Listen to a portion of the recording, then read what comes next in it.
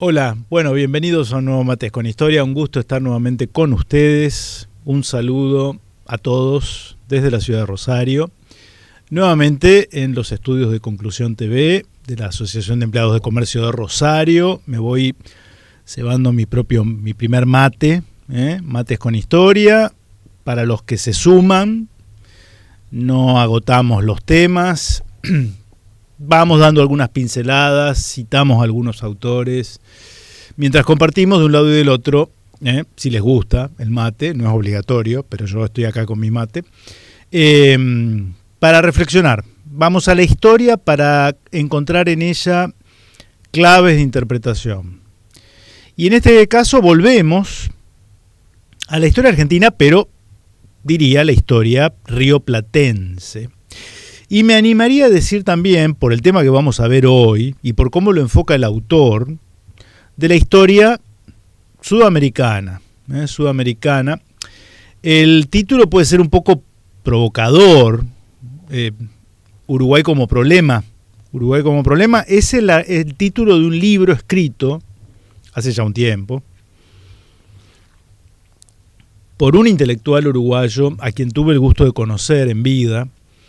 Me estoy refiriendo a Alberto Metol Ferré.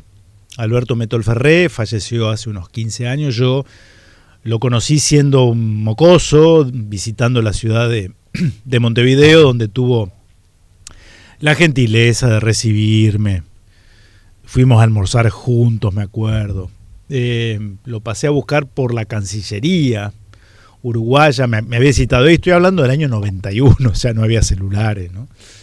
Un personaje, don Alberto Metol Ferré. Si cabe, este modesto Mates con Historia lo hacemos en homenaje a él y en su persona al pueblo uruguayo. Que ayer, hoy es 26 de agosto, estamos grabando Mates con Historia, que vamos a subir en breve, en los próximos días, pero ayer, 25 de agosto, el día de la independencia uruguaya. En conmemoración, lo hemos analizado en otro Mates con Historia, en el que vimos la gesta o la cruzada, le pusimos, de los 33 orientales, hace tiempo, pero está subido al canal. El 25 de agosto de 1825 tiene lugar el congreso llamado de la Florida. Precisamente en ese lugar, fíjense la imagen de fondo, que siempre tratamos de acompañar, esa es la famosa Piedra Alta de la Florida, en el interior del territorio oriental, a algunos kilómetros de Montevideo. Fíjense que esa piedra tiene allí, bueno, le han ido colocando placas conmemorativas, ¿no? Bueno, claramente el 25 de agosto de 1825 no habría ese puente ferroviario, intuyo, no lo sé, quizá algún uruguayo me puede facilitar alguna data. Hasta allí llegó el contingente de los 33 orientales y el 25 de agosto tiene lugar la declaración, son varias leyes en realidad, el pueblo soberano reunido en ese sector, en ese lugar, con el liderazgo, entre otros, de La Valleja, que retoma un poco el ideario artiguista. Estoy resumiendo.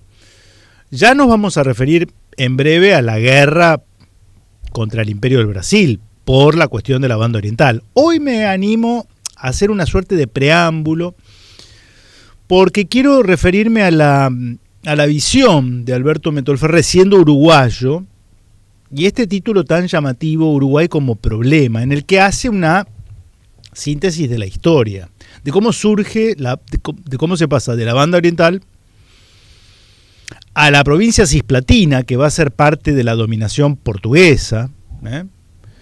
Esa independencia, de hecho, se declara respecto del Brasil. Alberto Metol Ferré tenía una frase que me quedó muy grabada. Yo, siendo escolar, decía, en Uruguay, nunca entendía muy bien lo de la declaración de independencia, que nos la hacían memorizar o nos la enseñaban por la mitad. Porque claro, tras declarar la independencia de la banda oriental del Imperio del Brasil, en ese Congreso Soberano de la Florida, lo que se dispone, seguidamente, digamos, es que habiendo reasumido la banda oriental, el pueblo oriental, su soberanía, era el voto unánime de los orientales reincorporarse a las Provincias Unidas del Río de la Plata, ¿no?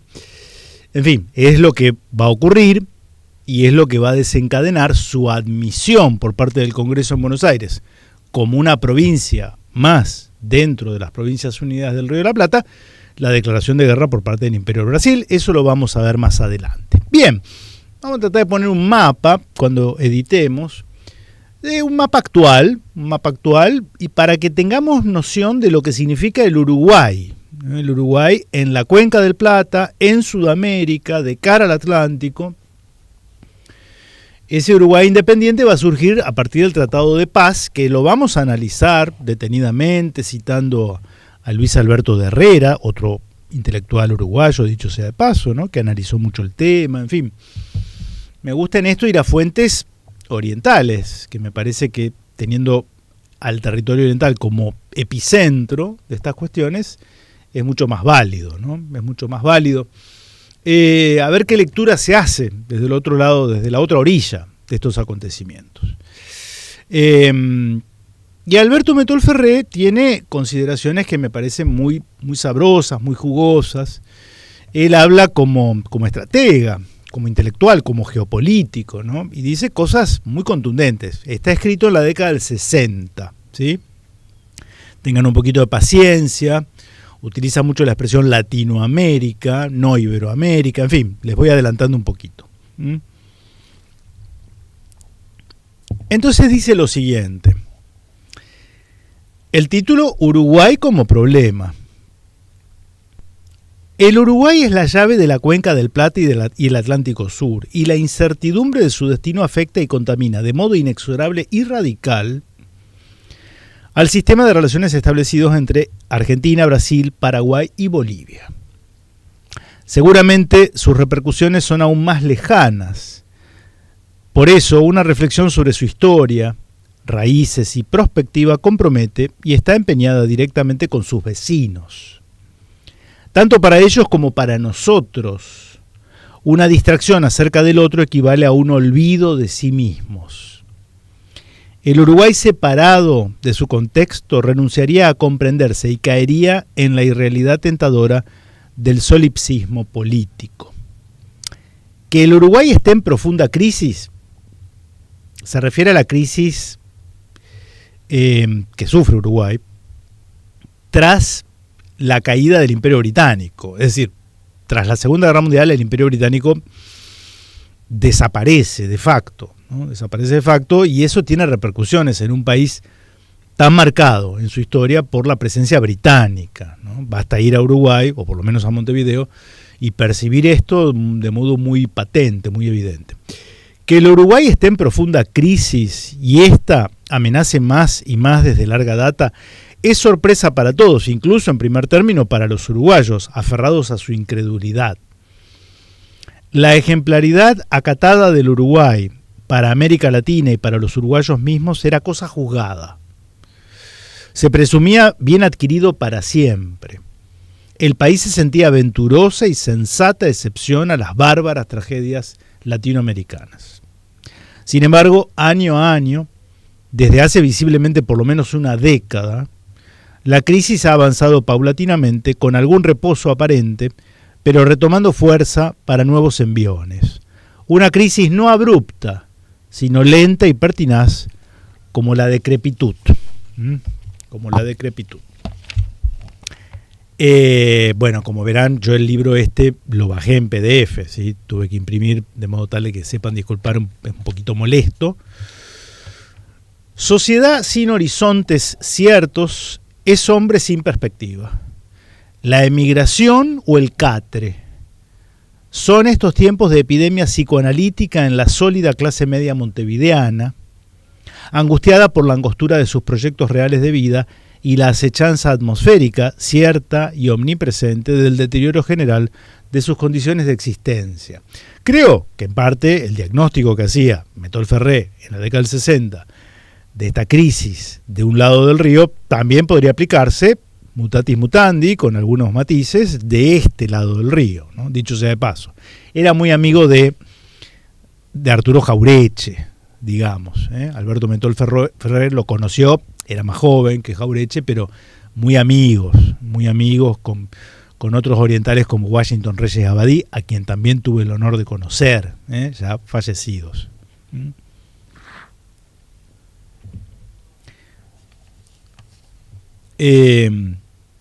Por la frustración de la desembocadura paralítica en féretros burocráticos, albergues de una capacidad ociosa humana tan devastadora como la de nuestras industrias.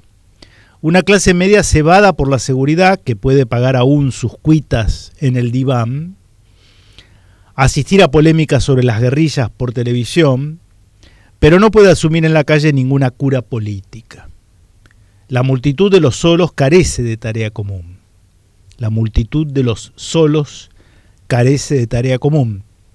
Si yo le dijera que esto lo escribió ayer Metol Ferré, sería totalmente creíble, a un lado y el otro del río. Y es un reino de mezquindades y ensueños. El marasmo político traduce su desasosiego en marasmo psicológico. Aún las psicologías crispadas no se han hecho nueva política. ¿Y entonces qué? Voy abreviando, ¿no? Si el presente uruguayo compele a tales dudas colectivas es porque nos expone obstáculos sobre los que no se tiene conciencia clara, y esto nos obliga a todos a remontar a los orígenes para retomar la realidad. Hay momentos en que los países son urgidos a recontar su vida, para hacerse cargo de ella plenamente o librarse a la deriva. Lo que es el Uruguay nos lleva a lo que fue, para elaborar el será. Vamos así a lo esencial. Los nacimientos en todos los planos deciden. Los nacimientos en todos los planos deciden. Y bien, a tono con la moda, es forzoso comenzar por el trauma de nacimiento uruguayo. No hay uruguayo que no sepa, en el fondo del corazón, que el Uruguay nació a la historia como Estado tapón. Es un fantasma persistente, no eliminable por las empecinadas acrobacias para censurarlo de nuestra vieja historiografía. Es el saber de todos más intensamente reprimido, abismado en el inconsciente por ser el más perturbador. Y esa vulgaridad es la que vulgarmente no se toma en cuenta como punto de partida consciente para una verdadera reflexión sobre nosotros mismos.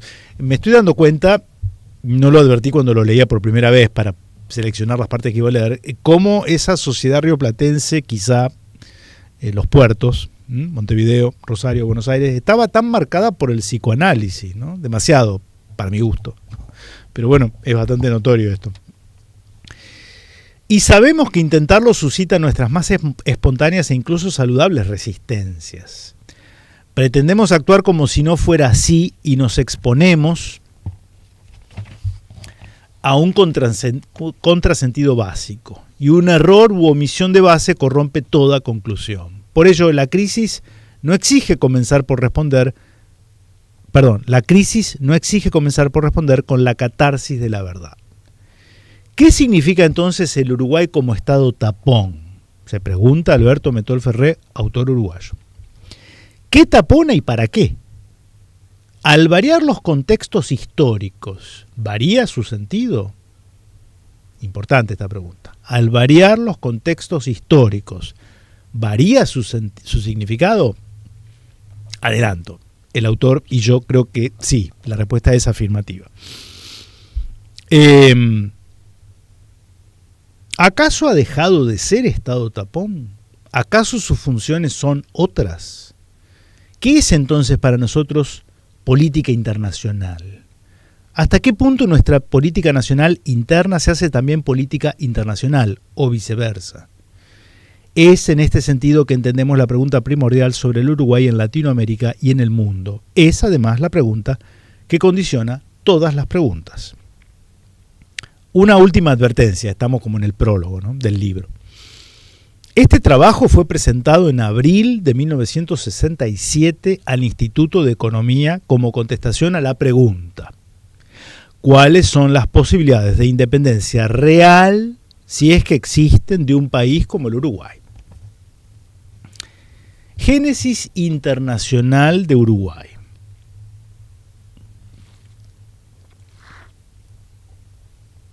Ante todo, una sinóptica excursión geopolítica. Los pequeños estados dependientes carecen de conciencia geopolítica, salvo condiciones excepcionales. La idea de los grandes espacios geopolíticos y sus relaciones les es vitalmente ajena, puesto que están como sumergidos en sí, o integran de modo relativamente pasivo el espacio de una gran potencia, o se mantienen libres, oscilantes, neutralizados, garantidos, en los puntos de fricción en que se contrarrestan recíprocamente los espacios políticos de las grandes potencias. Estas son geopolíticas por antonomasia, las grandes potencias, son geopolíticas por antonomasia, por ser actores y tienen extremadamente afinado su tacto exterior. La ciencia geopolítica ha florecido en las grandes potencias. Sus clásicos, el inglés Mackinder, el yanqui Mahan, el alemán Haushofer, son expresión de burguesías conquistadoras. Hace al mismo tiempo un análisis sociológico a la par que Jauretche en la misma época, de este lado del río. Son expresión de burguesías conquistadoras. Así, no es anormal que los uruguayos, fruto de una praxis geopolítica extraña, tengamos esto obscurecido, víctimas de un tacto limitado a lo interno. Y aunque ese tacto interno se distorsione de continuo por las presiones reales y espejismos exteriores, o se trasponga mecánicamente hacia el extranjero, sueños exóticos no son política exterior. Es que recibimos los espacios y su dinámica económico-política más que los construimos. Tenemos ojos, pero no tenemos manos. ¿Cómo saber lo que no hacemos ni podemos hacer?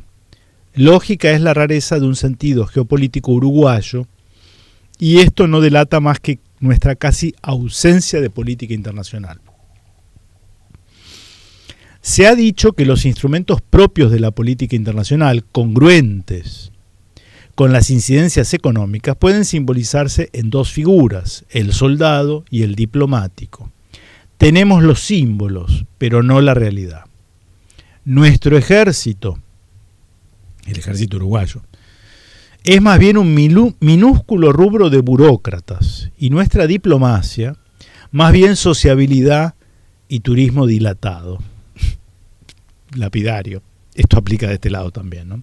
Nuestra diplomacia, más bien sociabilidad, el cóctel en la embajada, y turismo dilatado. Qué contrastante con la diplomacia de los grandes actores del mundo, ¿no? Que tienen en claro desde siempre que detrás del cóctel o del comentario sobre el cuadro en la pared y de exhibir una cultura general importante, lo que se juega en esos ambientes es el interés nacional, ¿no? Hemos tenido una larga tradición de cuadros diplomáticos más preocupados por opinar adecuadamente y con buen tono del centro de la mesa en el banquete que de tener en claro qué defender. Es una realidad compartida, este desasosiego ante momentos, por supuesto con todas las excepciones, ¿no? Se puede ser también una cancillería muy profesional en términos técnicos, lo cual no está mal, pero la defensa a ultranza del interés nacional, eso es lo que debe guiar la tarea del diplomático. Por eso cuando dice sociabilidad y turismo dilatado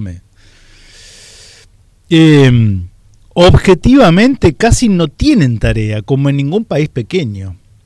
Es que las grandes potencias lo son por su capacidad de intervenir, las pequeñas por su grado de no intervenir. Somos de los que no intervienen, pero en tanto existimos, algo intervenimos, algo somos intervenidos.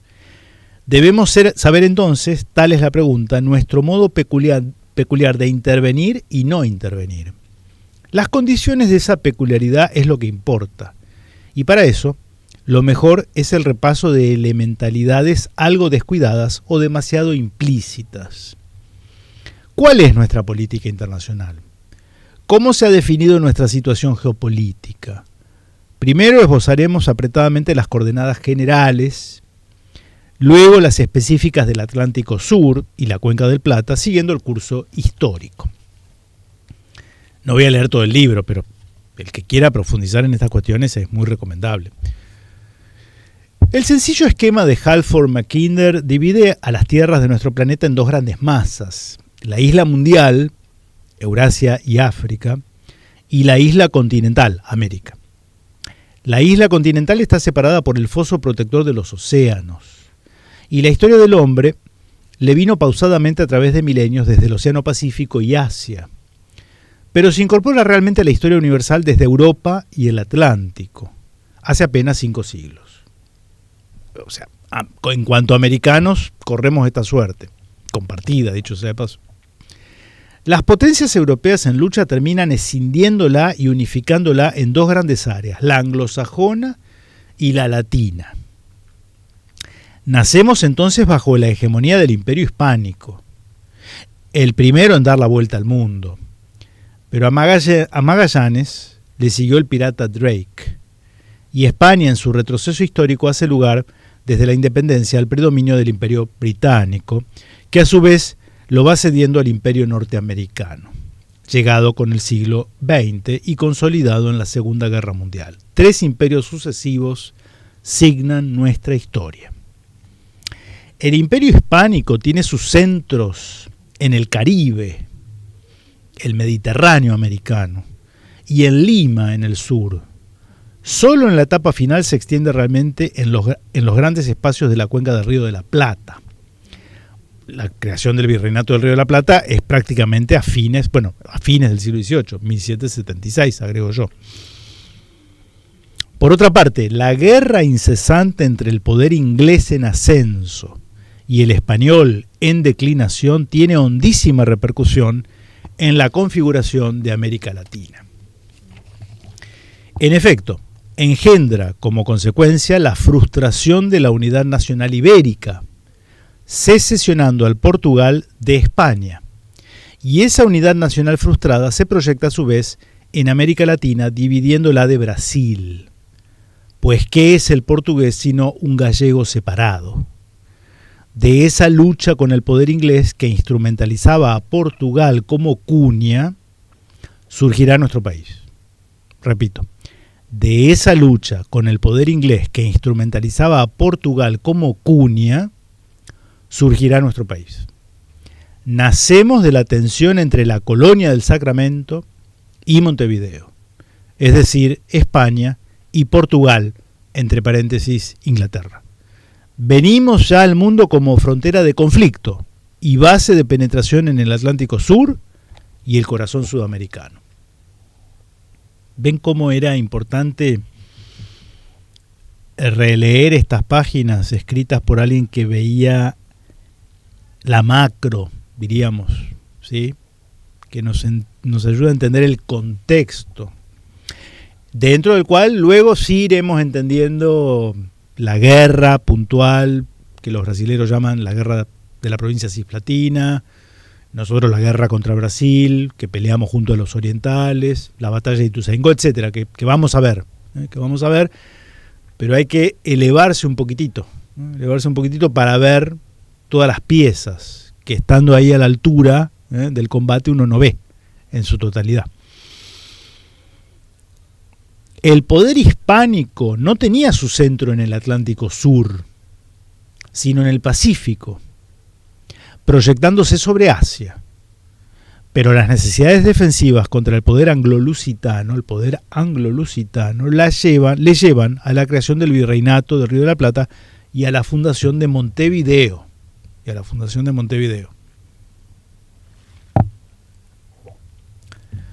Pero pronto el virreinato adquirió consistencia e importancia propia merced a la ganadería. Los asaltos del poder inglés se concentraban en los dos extremos estratégicos del Imperio Hispánico y tuvieron por escenario Jamaica, Cuba, Panamá en el Mediterráneo caribeño, así como Buenos Aires, Montevideo y las Malvinas en el sur, e incluso nexos con los bandeirantes en sus asaltos contra las misiones jesuíticas. Pero una nueva perspectiva abrió la crisis general del Imperio Hispánico por la ocupación napoleónica. Desde 2 siglos antes de la Revolución Americana, España iba siendo rebasada inexorablemente por la historia y pasaba paulatinamente a potencia de segundo orden, disputada y desangrada por el embate y la alianza alternativas con las dos primeras y firmes naciones europeas modernas, Inglaterra y Francia. Y cuando la guerra anglo-francesa llega a su paroxismo, determina la quiebra del decadente sistema español empantanado en una monarquía semifeudal, a pesar de los esfuerzos de Carlos III. Primero Trafalgar remata a la flota española y deja al océano en exclusividad inglesa, reina de los mares. Mar libre y libertad de comercio fueron los nombres de la apropiación inglesa del mar. Esto está muy bueno. Mar libre y libertad de comercio fueron los nombres de la apropiación inglesa del mar. Luego, la ocupación napoleónica en la península ibérica disgrega al Estado y corta la economía española de sus reinos americanos. Así, el único suplente del poder español fue el poder inglés, que estaba dando el inaudito salto histórico de la revolución industrial y emergía con una arrolladora dinámica capitalista sobre el vasto mundo todavía agrario. América del Sur era un inmenso mercado vacante y los ingleses eran los únicos poseedores de los instrumentos requeridos para dominarlo: la más poderosa flota y el sistema maquinista de más alta capacidad productiva. Y establecerá vínculos orgánicos con todos los patriciados latinoamericanos, agroexportadores, extractivos. Y establecerá, el poder británico, vínculos orgánicos con todos los patriciados latinoamericanos, agroexportadores, extractivos. Y fíjense qué lectura hace de los procesos de independencia. Es una opinión, yo no digo que Alberto Metol Ferré sea la verdad revelada, me parece que hay que tener en cuenta lo que dice. Las guerras de la independencia son la lucha, primero intestina, luego separatista, de los patriciados, de los poderes dominantes en cada región contra la burocracia estatal, descabezada en su legitimidad por la renuncia y prisión del rey. Por eso los terratenientes, fíjense qué llamativo esto, por eso los terratenientes se apropian de las consignas republicanas de los burgueses europeos, pero su objetivo era otro. Pues bajo el rostro republicano se consagra a los señores de la tierra, justamente todo lo contrario de la Revolución Francesa. Pensemos en Rivadavia, en Alvear, en Mariano Moreno. Repito esto, pues bajo el rostro republicano se consagra a los señores de la tierra, justamente todo lo contrario a la Revolución Francesa. Las clases dominantes de cada región asumieron todos los poderes. No desplazaron a otra clase, sino a una burocracia estatal. La independencia americana surge del abatimiento del Estado y consolida tal postración.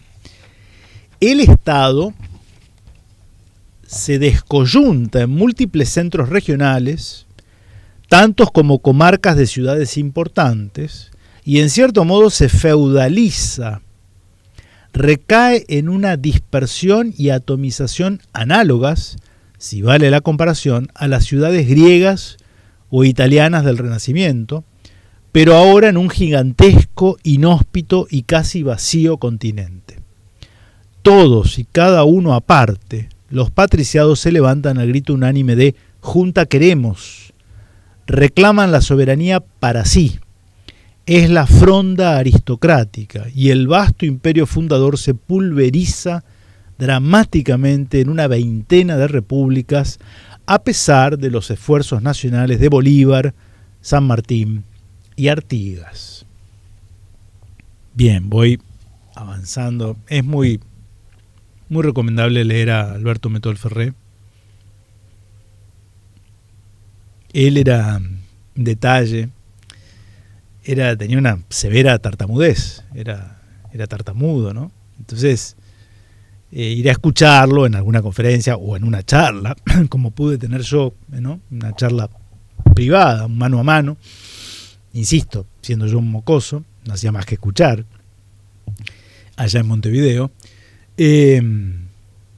pero era toda una experiencia también, ¿no? Él tenía una enorme necesidad, era cautivante pese al detalle de la tartamudez, ¿no? Cosa que lo contó más de una vez, como le costó al principio, no solo un pánico escénico, diríamos, ¿no? Sino un hándicap, digamos, una desventaja concreta, ¿no? Una de las grandes mentes de Iberoamérica, sin duda. Muy comprometido también en la vida de la iglesia sudamericana, iberoamericana. Llegó a ser secretario del CELAM, la Conferencia Episcopal de los Obispos Latinoamericanos, en la década del 80. Una figura completa. Y vamos cerrando.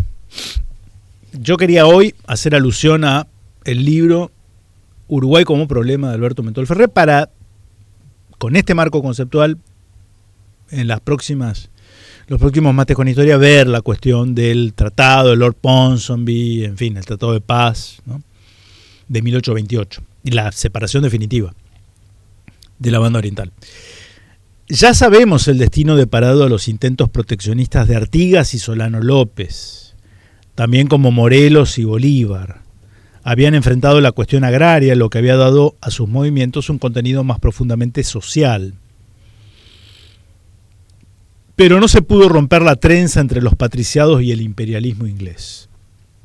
Lo que siguió fue la trágica e inestable historia de las repúblicas latinoamericanas en el siglo XIX y hasta muy entrado en nuestro tiempo, que podría reducirse en su dinámica interna a la noria de la repetición del ciclo oligarquía, anarquía, tiranía, que es específica, según peculiaridades propias, de los mundos agrarios y dependientes. La balcanización quedó perfecta cuando las semicolonias proveedoras de materia prima se revistieron del ropaje constitucional de naciones, lo que era una caricatura. Es durísimo. La balcanización quedó perfecta cuando las semicolonias proveedoras de materia prima se revistieron del ropaje constitucional de naciones, comilla, lo que era una caricatura. En efecto, las naciones europeas, triunfo y desarrollo de las burguesías sobre el particularismo feudal, eran exactamente lo contrario a las repúblicas oligárquicas terratenientes.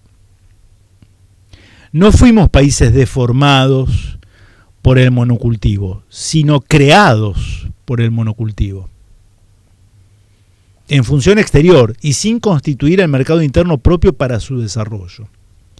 Y así se configuró la alienación propia de las semicolonias latinoamericanas, la mistificación de creerse naciones cuando no son más que las esquirlas de una gran frustración nacional.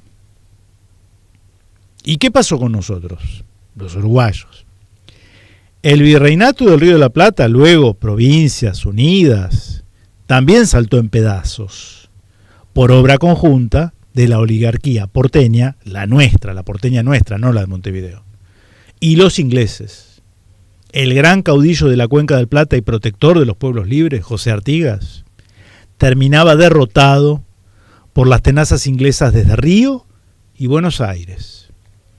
El gran caudillo de la Cuenca del Plata y protector de los pueblos libres, José Artigas, terminaba derrotado por las tenazas inglesas desde Río y Buenos Aires. Y tras el breve periodo de la Cisplatina y la reincorporación de la banda oriental a las Provincias Unidas en 1825, lo que decíamos al comienzo, se declara en 1828 la independencia del Estado Oriental del Uruguay. La historia y termina de un modo muy esperanzador, dicho sea de paso. Esto que se preguntaba, ¿lo que nació como Estado tapón está obligado fatalmente a ser siempre un Estado tapón o puede cambiar de función? la historia fronteriza que teníamos se definía. Habíamos sido Banda Oriental y provincia cisplatina, dos posibilidades que nos eran esenciales desde el origen, que estaban ya en pugna constituyente de la colonia del Sacramento y Montevideo. Pero, como apunta Alberdi, muy interesante esto, no había dos posibilidades, sino tres. Una era Argentina, otro Brasil. ¿Y el tercero? Dejémosle a Alberdi la palabra. Y cita a Alberdi. Pero una tercera entidad más importante que los dos beligerantes se interpuso en la lucha y reclamó Montevideo como necesario también a la integridad de sus dominios.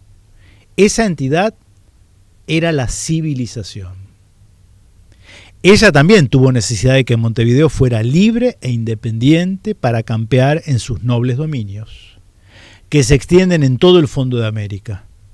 Habló naturalmente por sus órganos naturales la Inglaterra y Francia. Fin de la cita de Alberdi. Dice Alberto Metol Ferré, no olvidemos que en el siglo pasado la civilización era el nombre del imperialismo. El Uruguay no es hijo de la frontera, sino del mar, y el mar era inglés. Este necesitaba una ciudad hanseática, Montevideo y su territorio. Montevideo y su territorio, porque es así como se alude en la correspondencia, en esas tratativas diplomáticas que ya vamos a ver en detalle. La parte que nos correspondía jugar en el drama estaba cumplida e inscripta en el contexto general de los acontecimientos hispanoamericanos. Así, tras la promoción y el reconocimiento de la veintena de repúblicas americanas nacientes, Lord Canning, genial artífice, escribía: los hechos están ejecutados, la cuña está impelida, Hispanoamérica es libre y, si nosotros sentamos rectamente nuestros negocios, ella será inglesa. Fin de la cita. Llegamos así al Uruguay internacional. El ciclo correspondiente a la tercera etapa, la del Imperio Yanqui, irá en la última parte. Aquí nos detendremos con mayor atención en el hemisferio sur y la Cuenca del Plata. Y voy finalizando. Si desde los tiempos del Imperio Hispánico, comenta un español, la red fluvial del Plata era el camino por excelencia para adentrarse en el corazón del continente, ello sigue siendo cierto y no es contradicho por las nuevas comunicaciones férreas, de carreteras o aéreas que le serán complementarias. La colonización española descenderá desde el Alto Perú y Asunción, y el Río de la Plata nacerá políticamente para abrirle puertas a la tierra. El Uruguay vino para taponarla. Como estado cuña, lo definen manuales de geopolítica. Volvamos a abrirle pues las puertas a la tierra americana, ya que el ciclo del mar inglés se ha cerrado, y con él nuestra propia clausura americana. Hace un siglo Alberdi escribía luminosamente: Montevideo tiene en su situación geográfica, dice Alberdi, un doble pecado, y es el de ser necesario a la integridad de Brasil y a la integridad de la República Argentina. Los dos estados lo necesitan para complementarse, decía Alberdi. ¿Por qué motivo? Porque las orillas de los afluentes del Plata, de que es llave principal el estado oriental, están situadas a las orillas, ¿no?, las más bellas provincias del Brasil y las más bellas provincias argentinas.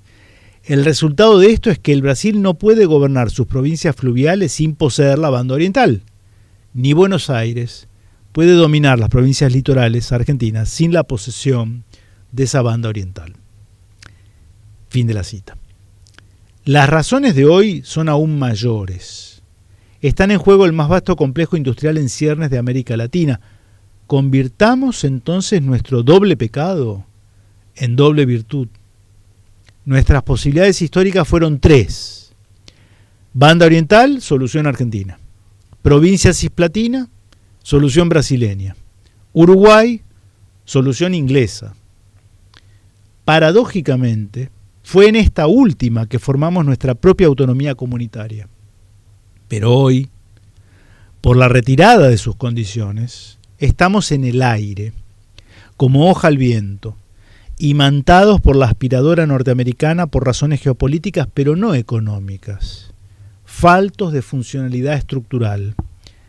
Hagamos que el nuevo Uruguay no sea la negación excluyente de las otras dos posibilidades.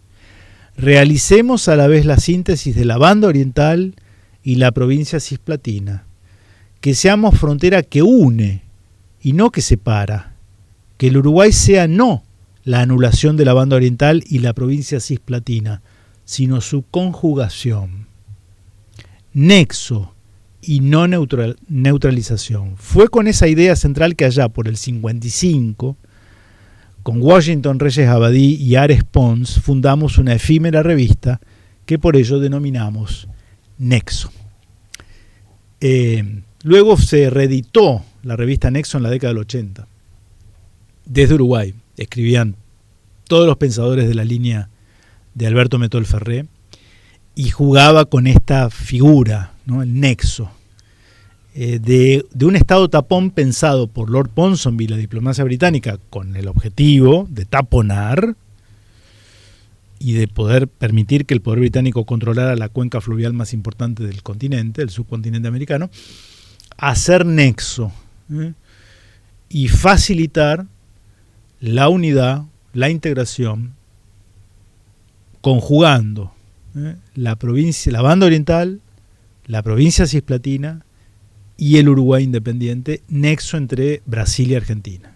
Brasil y Argentina, lo que Alberto Metol Ferré llamaba más adelante en su vasta y extensa vida intelectual, el núcleo de aglutinación, el núcleo básico de aglutinación para pasar luego al continentalismo. Ustedes miran, es quimérico eso. Es una ilusión, es una utopía. Bueno, miren, incluso personajes que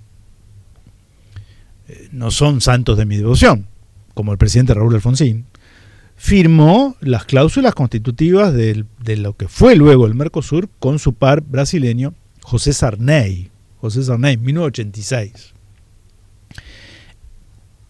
Experiencia frustrada, hecha por la mitad, bueno, todo lo que ustedes quieran, cosa que puedo coincidir en un diagnóstico de que está moribundo, de que debe ser reemplazado y relanzado de otro modo, pero ese debería ser un objetivo geoestratégico. De lo contrario, como dice Marcelo Gulo, gran discípulo de Alberto Metol Ferré, amigo de la casa, estaremos condenados a ser los enanos que miran cómo otros deciden la política internacional y son siempre objeto de la política internacional, nunca sujetos.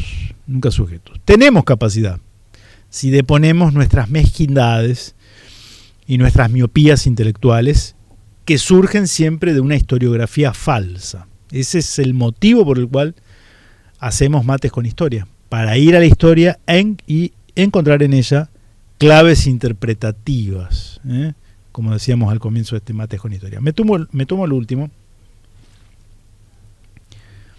Espero que les haya gustado este Mates con Historia. A los amigos uruguayos un gran saludo. Muchos seguidores de Mates con Historia en Uruguay. Estoy medio resfriado, el cambio de época me tiene medio a maltraer. Pero acá estamos, firme, como el mate y como este fiel, humilde servidor de este lado de la pantalla. Les dejo un saludo, que estén muy bien, nos vemos la próxima, si Dios quiere.